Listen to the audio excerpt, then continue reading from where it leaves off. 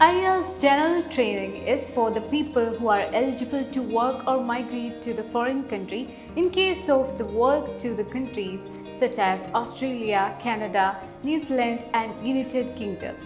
It is mainly the first step of getting PR for oneself. There is a misconception that Ielts general is easy as compared to the academic, but actually both seem to be the same at the all points. Today we will be starting with the introduction to Ielts general training.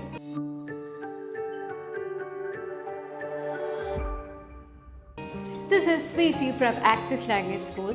Today we will be starting with an introduction to Ielts general training. What actually is general training in Ielts? This kind of Ielts is mainly focusing on the working and immigrating class. It consists of 4 different modules such as reading, listening, writing and speaking. The general training reading includes 3 sections and a total of 40 questions in 1 hour. The first section presents 2 to 5 short answers, which can be advertisements or job briefing.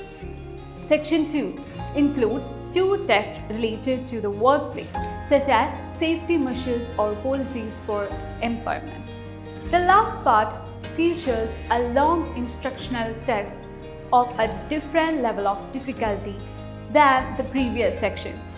Among the question types on the Ielts general training, reading paper are multiple choice, matching statements to the text section, true, false and not given, and choosing words or phrases from the given text.